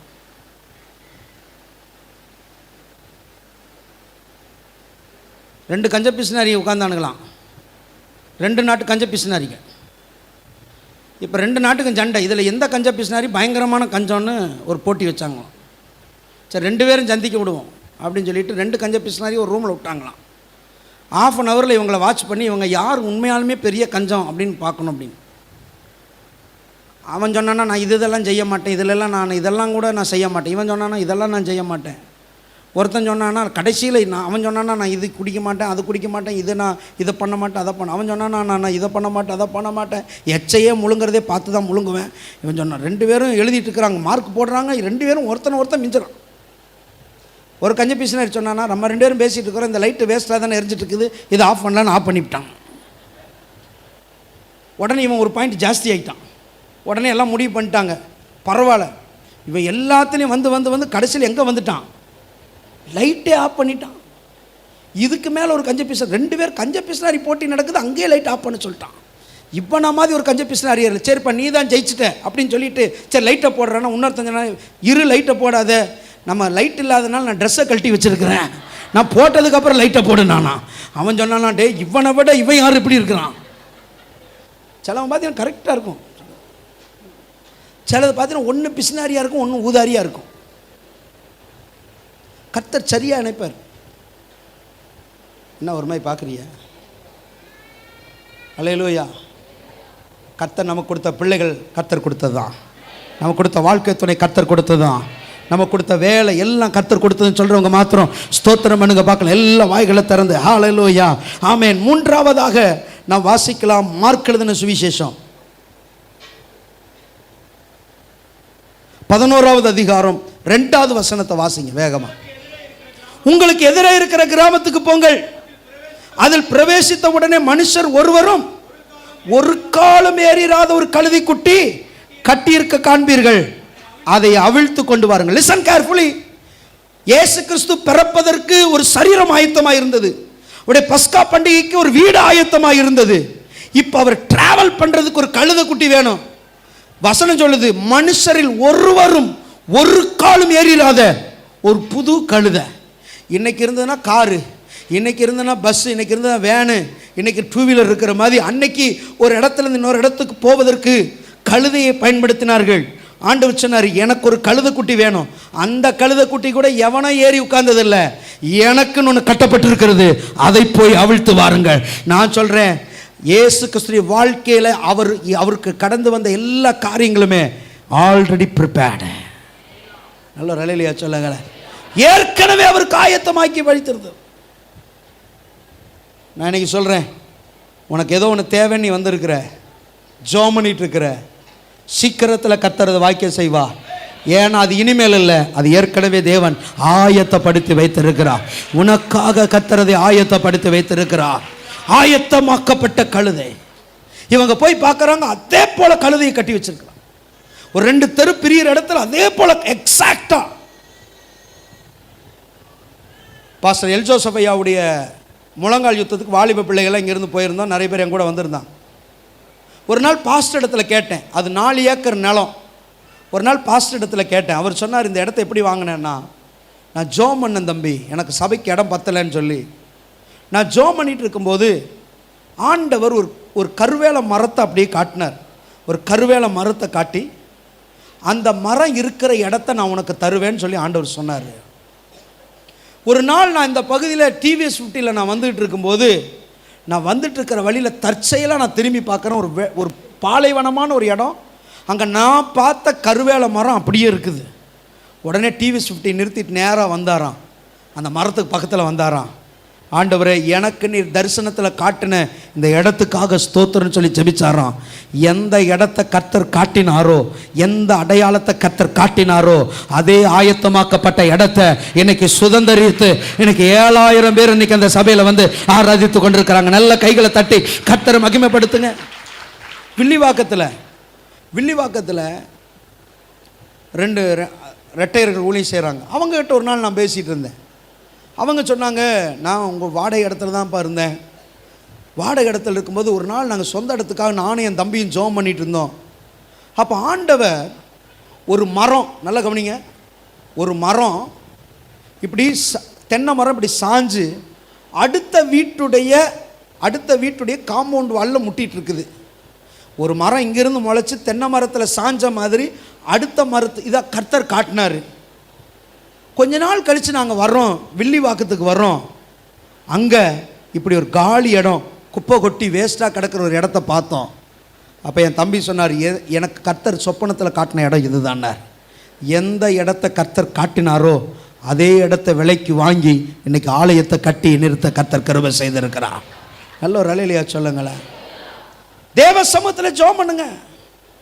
சொந்த வீடு இல்லையா, தேவ சமூகத்தில் ஜெபம் பண்ணுங்க. ஒரு வீடு கட்டணுமா, தேவ சமூகத்தில் ஜெபம் பண்ணுங்க. நான் சொல்கிறேங்க, உங்கள் பிள்ளையுடைய திருமண காரியமாக இருக்கலாம், படிப்பு காரியமாக இருக்கலாம், உங்களுடைய என்ன தேவையாக இருக்கலாம், ஒரு வாகன தேவையாக இருக்கலாம், நீங்கள் ஜெபம் பண்ணுங்க. எதுக்காக நீங்கள் ஜெபம் பண்ண தெரியுமா? கர்த்தர் ஆயத்தம் பண்ணி வைத்ததை கர்த்தர் உங்களுக்கு தரணும்னு சொல்லி. நீ நினைச்சதை விட ஒரு மேலான காரியத்தை கர்த்தர் ஆயத்தப்படுத்தி வைத்திருக்கிறார். கைகளை தட்டி கர்த்தரை மகிமைப்படுத்துங்க. நீங்கள் ஜெபிக்கும் போது அது எங்கே இருக்கிறது என்பதை கர்த்தர் உங்களுக்கு காட்டுவார். அது ராமீன் வரமாட்டேங்குது. நானும் ரமேஷ் பிரதரும் ஒரு தடவை ட்ராவலர் வாங்கிறதுக்காக போனோம். போய் ரேட்டு கேட்டுட்டு பின்னங்கால் பெடரி அடிக்க ஓடி வந்தோம். போய் ரேட்டு கேட்டோம். எவ்வளோங்க ரேட்டுன்னு? 22 லட்சம் வண்டியுடைய ரேட்டு. 22 லட்சம்.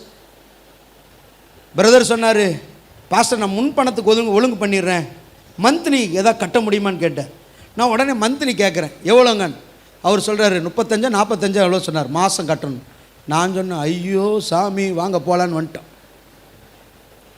நாங்கள் வந்திருக்கிற ஒரு வாரத்தில் என் தம்பி ஒரு ஃபோட்டோ அனுப்புகிறான். நான் அனுப்புகிற ஃபோட்டோவை பாருன்றான். எடுத்து வாட்ஸ்அப்பில் பார்த்தா உள்ளே ஏசியெல்லாம் போட்டு, உட்காருக்கெல்லாம் பக்கெட் சீட்லாம் போட்டு, மியூசிக் சிஸ்டம்லாம் போட்டு, உள்ளே பார்த்தா டிவியெல்லாம் வச்சு அப்படியே உள்ள ஒரு மினி, அது என்ன சொல்லுவாங்க, கேரவன் மாதிரி ஒரு வண்டி. நாங்கள் பார்த்த உடனே நான் உடனே ஃபோன் அடித்தேன், இந்த வண்டி எங்கே இருக்குன்னு. கோயம்புத்தூரில் நிற்கிது அப்படின்னா. ஒரு பெரிய ஓனர் இதை ரெடி பண்ணி வச்சுருக்கிறான். பெரிய ஓனர், பெரிய ஒரு தொழிலதிபர், அவன் ஃபேமிலிக்காகவே செஞ்சு வச்சுருக்கிறான். உடனே வண்டி எடுத்தாங்க, நேராக போனால் திருப்பூரில் ஒரு இடத்துல கன்சல்டன்சியில் இந்த ட்ராவலர் நின்றுட்டு இருந்தது. போய் திறந்து உள்ளே போய் பார்த்தா நமக்குன்னே செஞ்சு வச்ச மாதிரி இருக்கு.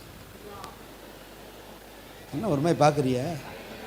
கடனே இல்லாமல் கர்த்தர் ஊழியத்துக்கு கர்த்தர் அதை வாங்க கர்த்தர் கிருபை செய்தார். இன்றைக்கி அந்த வண்டி இருக்கிறதுனால தான் டெல்லி வரைக்கும் போய் கலக்க போகுது. அந்த வண்டி சரித்திரத்தையே மாற்ற போகுது. எத்தனையோ ஊழியத்துக்கு, எத்தனையோ கிராமத்துக்குள்ளே போயிட்டு இருக்குது. நல்லா கைத்தட்டி நல்லா கர்த்தரை மகிமைப்படுத்துங்க. கோயம்புத்தூரில் கோயாஸுங்கிற ஒரு நிறுவனம் இருக்குது. அவங்க தான் ஜெயலலிதாவுக்கு, சசிகலாவுக்கெல்லாம் அந்த வண்டி பாடி பில்ட் பண்ணுறவங்க. என் தம்பி சொன்னால், அந்த வண்டிக்குள்ளே ஸ்க்ரீன் போடணுன்னா இவங்ககிட்ட போய் நல்லா போட்டு தருவாங்க. நான் நேராக போய் நிறுத்தினேன். கோயாஸ்லேருந்து மேனேஜர் வந்தாப்புல வண்டியை திறந்து உள்ளே வந்து பார்த்தான். பார்த்துட்டு கேட்டான், அந்த சீட்டு எங்கேயா பண்ணீங்கன்னு கேட்டான். ஏன்னு கேட்டேன். நாங்கள் ஜெயலலிதா சசிகலாவுக்கு இவ்வளோ பெரிய சீட்டு பண்ணல, என்ன இப்படி சீப்பா சோபா செட்டான்னு கேட்டான். இது வண்டிக்குள்ளே இருக்கிற சீட்டா சோபா செட்டான்னு கேட்டான். பிரமிச்சிட்டான். அவன் பிரமிச்சது காரணம் என்ன தெரியுமா? இந்த வசனம், கண் காணவும் இல்லை, காது கேட்கவும் இல்லை. ஒரு மாதத்துக்கு முன்னால் மலை போல் பிரமித்த காரியத்தை ஒரு மாதத்துக்கு அந்த லகுவாக கர்த்தர் முடிக்கிறார்னா, இந்த வருஷம் 2023 ஆவியானவர் சொல்லுகிறார், அந்த வார்த்தை கேட்டுக்கொண்டிருக்கிற அன்பு தேவ பிள்ளையே, கண் காணாத, காது கேளாத, இருதயத்தில் தோன்றாத அநேக நன்மைகளை கர்த்தர் உனக்கு வாக்கு பண்ணி இருக்கிறத நீ பெற்றுக்கொள்ள போகிறார். நல்ல கைகளை தட்டி கர்த்தர் நல்லா மகிமைப்படுத்துங்க பார்க்கலாம். கடைசியாக மத்தேயு 27:59 வசனம் வாசிங்க பார்க்கலாம். மத்தேயு 27:59-60. மத்தேயு 27. யோசேப்பு அந்த சரீரத்தை எடுத்து துய்தான மெல்லிய துப்பட்டியிலே சுற்றி தான் கண்மலை, நல்ல கவனிங்க, தான் கண்மலையில் கட்டியிருந்த தன்னுடைய புதிய கல்லறையிலே அதை வைத்து கல்லறையின் வாசல் ஒரு பெரிய கல்லை புரட்டி போட்டான். நல்ல கவனிங்க, முதல்ல சொன்னேன் ஆயத்தமாக்கப்பட்ட சரீரம், ஆயத்தமாக்கப்பட்ட வீடு, ஆயத்தமாக்கப்பட்ட கழுதை. கடைசியில் நான் சொல்றேன் ஆயத்தமாக்கப்பட்ட கல்லறை. அவருடைய கடைசி கல்லறை 3 நாள் தான் இருக்க போறார். ஆனால் ஒரு பெரிய பணக்காரன் தனக்குன்னு ஒரு கண்மலையில் ஒரு கல்லறையை வெட்டி வச்சிருந்தான், தனக்குன்னு ஒரு புது கல்லறை வைத்திருந்தான். வசனம் தெளிவாக சொல்லுது, புதிய கல்லறையில், தன்னுடைய புதிய கல்லறையில் ஒரு பெரிய பணக்காரன் அவன் தனக்குன்னு ஒரு கல்லறையை வச்சிருந்தான். தான் மரித்தால் தன் சரீரத்தை இங்கே தான் அடக்கம் பண்ணுன்னு சொல்லி ஒரு புதிய கல்லறையை செய்து வைத்திருந்தான். ஆனால் இயேசு கிறிஸ்து மரித்த உடனே 3 நாட்கள் அவருடைய சரீரத்தை வைப்பதற்கு அந்த புதிய கல்லறை ஏற்கனவே ஆயத்தமாக இருந்தது. கருவறையிலிருந்து கல்லறை வரைக்கும் எல்லாம் ஆயத்தமாக வச்சிருக்கிறார். விசுவாசிக்கிறவங்க மாத்திரம் ஸ்தோத்திரம் பண்ணுங்க பார்க்கலாம். ஹல்லேலூயா. கருவறையில் உருவானதிலிருந்து கல்லறைக்கு போற வரைக்கும் ஒவ்வொரு காரியத்தையும் கர்த்தர் உனக்காக ஆயத்தப்படுத்தி வைத்திருக்கிறார். நல்ல ஒரு ஆமென் சொல்ல மாட்டேங்கிறேன். இந்த விசுவாசம் வந்துட்டா நம்ம பதற வேண்டிய அவசியமே, நாளை தினத்தை குறித்து கவலைப்பட வேண்டிய அவசியமே. கொஞ்சம் வாய் திறந்து சொல்லுங்க. இந்த விசுவாசம் இருந்ததுன்னா அடுத்த வாரம் நான் என்ன பண்ண போறேன் எனக்கு கவலை இல்லை, எனக்கு ஆயத்தப்படுத்தி வச்சிருப்பான். ஹல்லேலூயா. பக்கத்தில் பார்த்து சொல்லுங்க, விசுவாசிக்கிறவன் பதறவே மாட்டான். சில ஆட்கள்லாம் பார்த்துருக்கீங்களா, நைட்டு கூட கணக்கு போட்டுக்கிட்டு இருப்பார். ஏன்னா அவ்வளோ டென்ஷன். சில ஆட்கள் பார்த்துருக்கீங்களா, மெசேஜ் கொடுக்குற நானே இவ்வளோ யோசிச்சிருக்க மாட்டேன். கேட்டுட்டு இருக்கும் போதே இவங்க, சில ஆளுக்கு தனியாக உட்காந்துட்டே இருப்பான், திடீர்னு பார்த்தீங்கன்னா அப்படின்னா என்னது உள்ள அவ்வளோ அக்கௌண்ட் போயிட்டுருக்கு. நான் ஒன்று சொல்லட்டுமா, ஏன் டென்ஷன் ஆகுறீங்க? உங்களுக்கு எல்லாத்தையும் ஆயத்தப்படுத்தி வச்சுருக்கிறாருங்க. நான் ஒன்று சொல்லட்டுமா, நீங்கள் கீழே போகவே மாட்டீங்க, நீங்கள் மேலே மேலே தான் போயிட்டுருப்பீங்க. நீங்கள் நல்லா இருப்பீங்க, நீங்கள் வாழ்ந்துருப்பீங்க. ஹல்லேலூயா. வியாதியை பார்த்து பயப்படாதீங்க, வியாதியை பார்த்து பயப்படாதீங்க. ஒரு சின்ன வியாதி வந்து நீங்கள் மனசை போட்டு குழப்பிக்காதீங்க. கர்த்தர் உங்களுக்கு முன்குறிச்சு வச்சிருக்கிறாருங்க. நான் சொல்கிறேன், உங்களுடைய சரீரம் மண்ணுக்குள்ளே போகிற வரைக்கும் ஒவ்வொன்றை கர்த்தர் ஆயத்தப்படுத்தி வச்சிருக்கிறாருங்க. ஒருவேளை தாமதிக்கலாம், ஆனால் தடையாகாது. சிறந்ததை கர்த்தர் உனக்கு கொடுத்து உன்னை கனப்படுத்துவா. தொடர்ந்து அப்பாவுடைய சமூகத்தில் காத்திரு மகனே, அருமையான அன்பு மகளே, நீ அப்பாவுடைய சமூகத்தில் காத்திரு. உனக்கு ஒரு காலத்தை கர்த்தர் வைத்திருக்கிறார். அந்த நாள் நீ எழும்புவ. உனக்கு ஒரு குறிப்பிட்ட நேரத்தை கர்த்தர் வைத்திருக்கிறார். இன்னைக்கு நீ கஷ்டப்பட்டு இருக்கிற மாதிரி இருக்கலாம். இன்னைக்கு உன் குடும்பம் எல்லாத்த விட ஒரு சாதாரண குடும்பத்தை போல இருக்கலாம். இன்னைக்கு அநேகர் உனக்கு ஒரு நல்ல படிப்பு இல்லாமல் இருக்கலாம், நல்ல உயர்வு இல்லாமல் இருக்கலாம். நீ கடினமாய் உழைத்து மேலே வர முடியாம நீ திணறி கொண்டு இருக்கலாம். ஒரு நல்ல வீடு இல்லாமல் இருக்கலாம், நல்ல வஸ்திரம் இல்லாமல் இருக்கலாம், நல்ல பதவி இல்லாமல் இருக்கலாம், அழகு இல்லாமல் இருக்கலாம், திறமை இல்லாமல் இருக்கலாம், நீ எழும்ப முடியாமல் இருக்கலாம். ஆனால் நான் சொல்கிறேன், நீ ஆண்டுடைய பிள்ளை ஆயிட்டே இல்லை, அவர் பாதத்தில் அமர்ந்துரு. நீ எழும்புறதுக்குன்னு ஒரு காலத்தை கர்த்தர் வைத்திருக்கிறா, நீ செயல்படுறதுக்குன்னு ஒரு காலத்தை கர்த்தர் வைத்திருக்கிறா. அந்த காலம் வரும்போது ஆட்டோமேட்டிக்கா எல்லாம் கையில கர்த்தர் கொடுப்பா. எதிர இருக்கிற சூழ்நிலைகள் எல்லாம் சாதகமாக மாறும். நல்ல ஸ்தோத்திரம் பண்ணுங்க பார்க்கலாம், நல்ல ஸ்தோத்திரம் பண்ணுங்க பார்க்கலாம். இது உன்னுடைய முடிவல்ல, இது உன்னுடைய முடிவல்ல. நீ இன்னைக்கு இருக்கிற இந்த சூழ்நிலை பெர்மனன்ட் அல்ல, இட் இஸ் டெம்பரவரி. உனக்கான ஒரு காலத்தை கர்த்தர் வைத்திருக்கிறார். எத்தனை பேர் இதை விசுவாசிக்கிறீங்க? நீங்கள் எழும்ப போறீங்க, நீங்கள் ஆசீர்வாதமாக இருக்க போறீங்க. ஒரு குடும்பத்தை கர்த்தர் விட மாட்டா. இந்த ஆலயத்தில் வந்து தேவ சமூகத்தில் ஜெபித்துட்டு போற ஒருவரையும் கர்த்தர் விட மாட்டா, ஒருவரையும் கர்த்தர் வெட்கப்பட விட மாட்டா. நீ இருக்கிற இடத்துல உயர்த்துவா, உன் சொந்த பந்தங்கள் மத்தியில் உயர்த்துவா. நீ கலங்க வேண்டிய அவசியம் இல்லை. நீ தோற்று போயிருந்தா கூட உன் தோல்வி எல்லாம் ஜெயமாக ஒரு நாள் மாறும் என்று சொல்லி ஆவியானவர் சொல்லுகிறார். நல்ல ஸ்தோத்திரம் பண்ணுங்க பார்க்கலாம். நல்ல ஆவியில நிரம்பி, கர்த்தாவே என்னக்கென்று நீ முன்குறித்து வைத்திருக்கிற சகல நன்மைகளுக்காக ஸ்தோத்திரம். அல்லேலூயா. கோயம்புத்தூரில் 10th எல்லாம் ஃபெயில் ஆகி என் வாழ்க்கை அவ்வளோதான் அப்படின்னு நினச்சிட்டு ஒரு ஆர்டிஸ்டாக போய் என் வாழ்க்கையை ஆரம்பித்தேன். என் கையில் எப்போ பார்த்தாலும் பெயிண்ட் கரைகள் இருந்துக்கிட்டே இருக்கும். பெயிண்டில் தான் வேலை செஞ்சுக்கிட்டே இருப்பேன். அட்வர்டைஸ்மெண்ட் போர்ட்ஸ் எழுதுறது தான் என்னுடைய வேலையே. அவ்வளோதான் நம்ம லைஃபு. படித்தது 10th, அது ஃபெயிலு. அப்பா அம்மா சாதாரணமான ஆட்கள். அப்பா ஒரு டிரைவர், அம்மா ஒரு சாதாரண ஒரு ஸ்கூல் டீச்சர். பெரிய ஸ்கூலில் ஒரு சாதாரண சின்ன ஒரு ஸ்கூலில் ஒரு டீச்சர் வேலை செய்கிறாங்க. அப்பா ஒரு சாதாரண டிரைவராக இருக்கிறாங்க. பெரிய எஜுகேஷனில் பைபிள் காலேஜ் படிக்க வைக்கிற கூட வீட்டில் வசதி கிடையாது. ஒரு ஊழியத்தை செய்யணுன்னா சாதாரணமாக எந்த ஊழிய பேக்ரவுண்டில், எங்கள் அப்பா அம்மா பெரிய ஊழியக்காரெல்லாம் கிடையாது. என்னை இன்ட்ரடியூஸ் பண்ணுறதுக்கு ஆட்கள் இல்லை, எனக்கு உதவி செய்கிறதுக்கு ஆள் இல்லை. ஆனால் அன்னைக்கு இருந்த சூழ்நிலையில் எதிராக தாங்க இருந்தது. ஆனால் ஆண்டவர் சொன்னார், தீர்க்கதரிசிகள் மூலமாக கர்த்தர் பேசினார், வசனத்தின் மூலமாக பேசினார், சொப்பனத்தின் மூலமாக பேசினார். உன் கை பெயிண்ட் பிடிக்க வேண்டிய கையில்ப்பா, உன் கை வேதத்தை சுமக்க வேண்டிய கையே, உன்னோட பிரிண்ட்டே வேறு, நீ தெரியாமல் போராடிக்கிட்டு இருக்கிற. நான் ஒப்பு கொடுத்தேங்க, என் ஆண்டவருடைய பிரிண்ட்டுக்கு என்னை ஒப்பு கொடுத்தேன். ஒப்பு கொடுத்த உடனே எந்த கையில் ப்ரெஷ்ஷை பிடிச்சிக்கிட்டு, எந்த கையில் இதே மாதிரி வெயிலில், இப்படி அடிக்கிற வெயிலில், நான் ரோட்டு ஓரத்தில் விளம்பரமெல்லாம் எழுதியிருக்கிறேன். வெயில் உச்சியில் அடிக்கும், டிச்சு ஓரத்தில் பெரிய ஹைட்டான, அந்த காலத்தில் பார்த்தீங்கன்னா மேம்பாலத்தில் பார்த்தீங்கன்னா பெரிய பெரிய போர்டு மேம்பாலத்தை சுற்றி வச்சுருப்பாங்க. அது மேலே ஏறி நின்று அவ்வளோ வெயில், அந்த இரும்பு அவ்வளோ வெயில் அனலாக இருக்கும். அதில் ஒரு கையில் பிடிச்சிட்டு ஒரு கையில் வரையணும், போர்டில் எழுதணும். எத்தனையோ முறை ஆபத்துக்கள் வந்திருக்கு. ஒரு தடவை நான் சாரத்தில் வேலை செஞ்சுட்டு இருக்கும்போது அந்த சாரம் சரிஞ்சிருச்சு, பிடிக்கிறதுக்கு எதுவுமே இல்லை. பக்கத்தில் மின்சார ஒயர்லாம் போயிட்டுருக்குது, டிரான்ஸ்ஃபார்மர் இருக்குது. அங்கேருந்து ஆட்டோ டிரைவர்ஸ் ஓடி வந்து அந்த அந்த சாரத்தை பிடிச்சி எங்களை காப்பாற்றினாங்க. எத்தனை ஆபத்துக்கள், எத்தனையோ முறை சாரம் உடஞ்சி விழுக ஆரம்பிச்சிருக்குது. உயரமான இடத்துல வேலை செஞ்சுருக்குறோம். ஆனால் என் வாழ்க்கையை கர்த்தர் அப்படியே விடலைங்க, அழகாக்குறவர் வந்தாருங்க. அவர் ஒரு ப்ளூ பிரிண்ட்டை எனக்காக வச்சுருந்தாருங்க. ஹல்லேலூயா. இன்னைக்கு தேசங்களை தாண்டி போக கர்த்தர் கிருபை செய்திருக்கிறார். இன்னைக்கு பல தேசங்களுக்குள்ள கர்த்தர் வாசலை திறந்திருக்கிறார். இன்னைக்கு உண்மையாக சொல்கிறேன், எனக்காக கர்த்தர் இந்த பல இடங்களில் வாசலை கர்த்தர் திறக்கிறார், பல வெளிநாடுகளில் கர்த்தர் வாசலை திறக்கிறார். இதெல்லாம் யோசித்து பார்த்தா என் கற்பனைக்கு எட்டலை. ஆனால் ஒன்று தெரியுது, எனக்காக யாவையும் செய்து முடிக்கிற ஒரு தேவன் இருக்கிறார். இதெல்லாம் எப்படி நடக்குதுன்னு எனக்கு தெரியல. ஊழியத்துக்கான வாசல் திறக்குது, எங்கெங்கேயோ திறக்குது. பெரிய பெரிய ஊழியக்காரோடு உட்கார்ந்து பேசுகிற வாய்ப்புகள் கிடைக்குது, பெரிய பெரிய நபரோட தரிசனத்தோடு இணையக்கூடிய வாய்ப்புகள் கிடைக்குது. இதெல்லாம் எப்படி நடக்குது ஒன்றுமே புரியல. என் அறிவுக்கு அது எட்டலை. அதை வந்து பெருமையாக பேசுகிற கூட தகுதி இல்லை. ஆனால் ஒன்றை நான் சொல்ல முடியும், என்னை குடிச்சிருக்கிற பிரிண்ட்டு வேறு. உலகம் என்னை பற்றி ஒரு பிரிண்ட் போட்டுச்சு, ஆனால் பரலோகம் என்னை குறித்து வேற ஒரு பிரிண்ட் போடுது. உலகம் மோசையை கொலகாரன் பிரிண்ட் போட்டுச்சு, ஆனால் பரலோகம் மோசையை பெரிய தலைவன் பிரிண்ட் போட்டுச்சு. ஆமேன். உலகம் தாவீத ஒரு விபச்சாரக்காரன் பிரிண்ட் போட்டுச்சு, ஆனால் பரலோகம் எப்படி தெரியுமா பிரிண்ட் போட்டுச்சு? என்னுடைய இருதயத்துக்கு ஏற்றவன், என் இருதயத்தில் உள்ளதெல்லாம் அவன் செய்து முடிப்பான். கைகளை தட்டி கர்த்தரை மகிமைப்படுத்துங்க.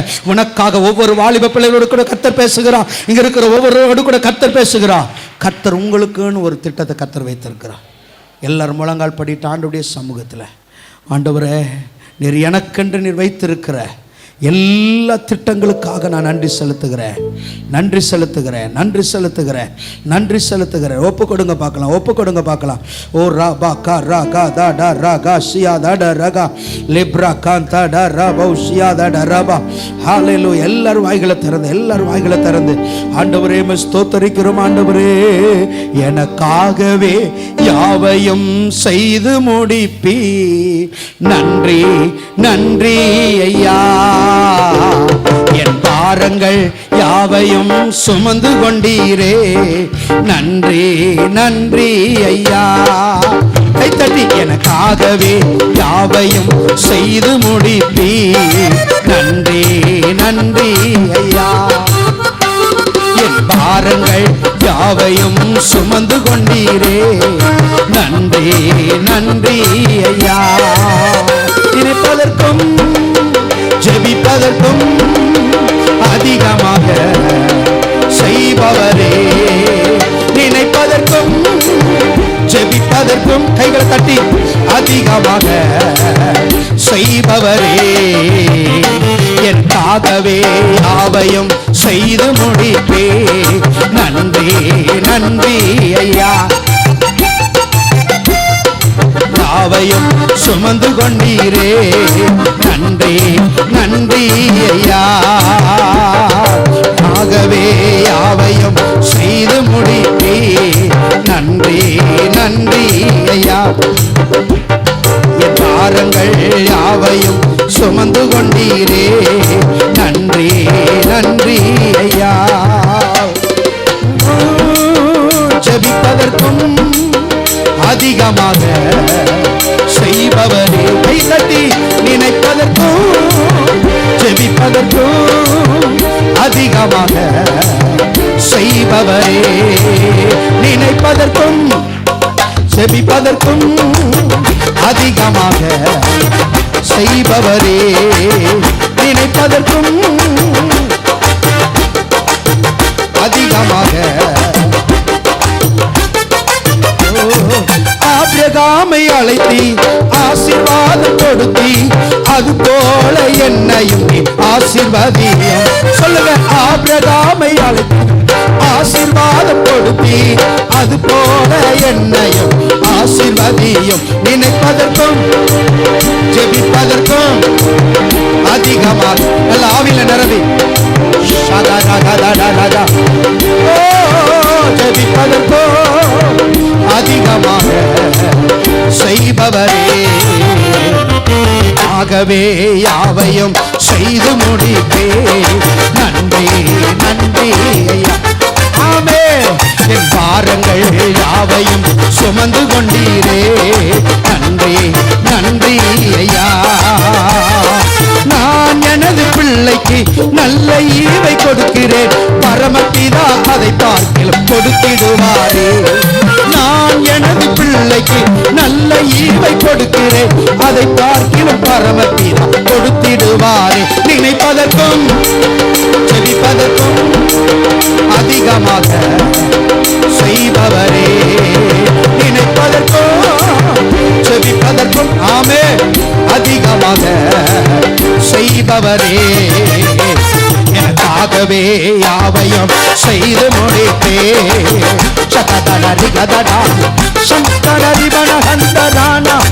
ஆமே. கலங்காத கலங்காத. உனக்காக அவர் செய்து முடிப்பா. ஆமே. எனக்காகவே யாவையும். உனக்குன்னு ஒரு குறித்த நாளை வச்சிருக்கிறார். உனக்குன்னு ஒரு குறித்த நேரத்தை வைத்திருக்கிறார். என் பாவங்கள் யாவையும் சுமந்து கொண்டீரே. நன்றி நன்றி ஐயா. எனக்காகவே யாவையும் செய்து முடிப்பே. நன்றி நன்றி. சகதட ரிகதடான சந்தடான ரிகதடௌதடான சந்தடான. ஆவில நிரம்பு. ஓமே. நினைப்பதற்கும் ஜெபிப்பதற்கும் அதிகமாக. ஆவியானவர் இடைபடுகிறார். ஆவியானவர் இடைபடுகிறார். அதிகமாக செய்பவரே. நினைப்பதற்கும் ஜெபிப்பதற்கும் அதிகமாக. நல்ல கையை தட்டி கர்த்தரை மகிமைப்படுத்து.